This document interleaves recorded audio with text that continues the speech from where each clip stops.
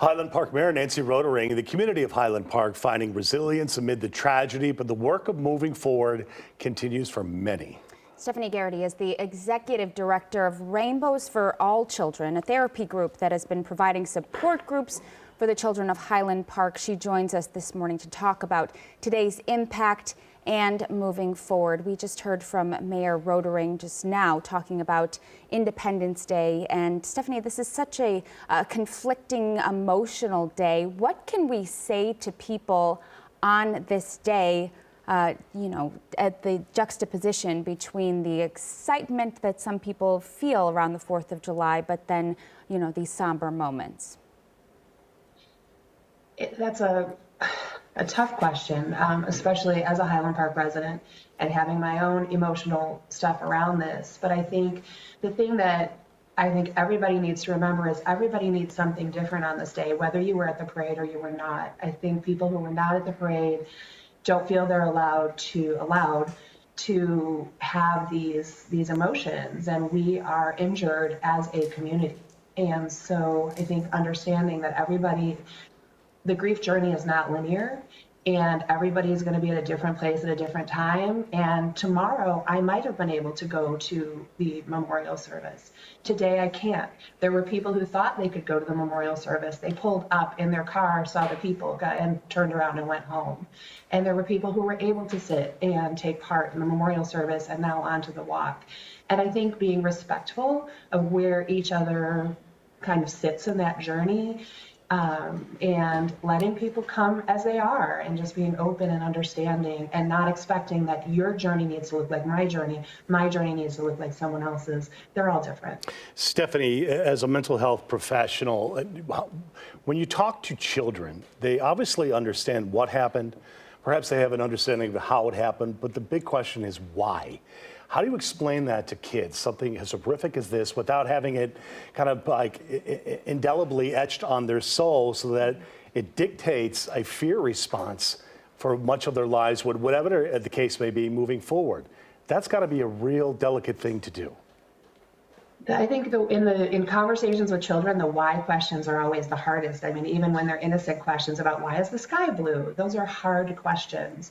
I think finding out where your child sits with what they know, asking them to tell you how they see or what they know, and then taking the conversation from there. I think the number one thing is just to be present and to listen, invite them to talk, ask open-ended questions.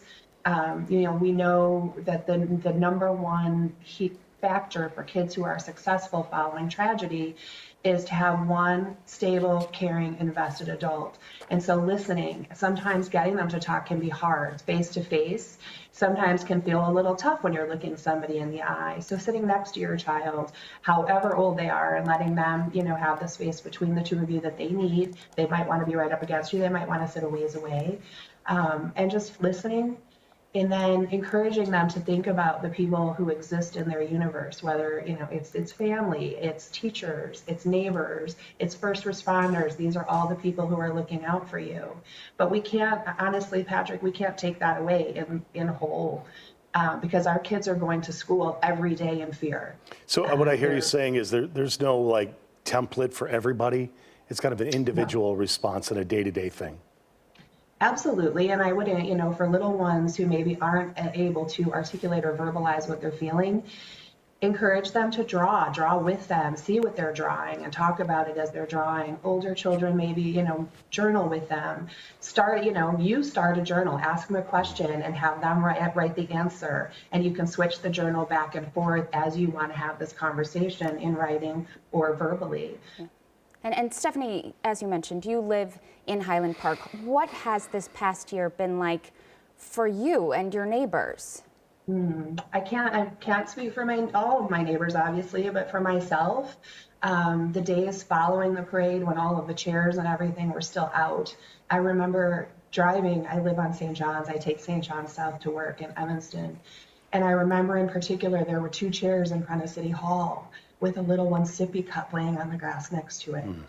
I was not at the parade, but I had visions of all of these families running. We used to go to the parade with my father-in-law, who was older, and we would have, in that situation, we would have had to make the choice. Do we help our children or do we help my father-in-law? And families had to make that choice. Wow. So that sits with me. That's very big, very loud. It took me several months before I could drive down Central Avenue. And even now, when I go to get my hair cut at Port Clinton, I still think about families running through Port Clinton Square trying to get safe. I think about my girlfriend who was sitting with her dog, who, with the first gunshot, the dog dragged her into Walker Brothers, and they sheltered in the bathroom for hours with other families. I think with time, those things are going to get easier to deal with. But a year is not enough, and 10 years isn't going to be enough to make it disappear or go away. Stephanie Garrity, gonna we'll be have a to long leave it at journey. that. We thank you so much for your time. Stephanie Garrity, Executive Director of Rainbows for All Children. Be well. We are all with you together. Thank you for joining Thank you us. so much.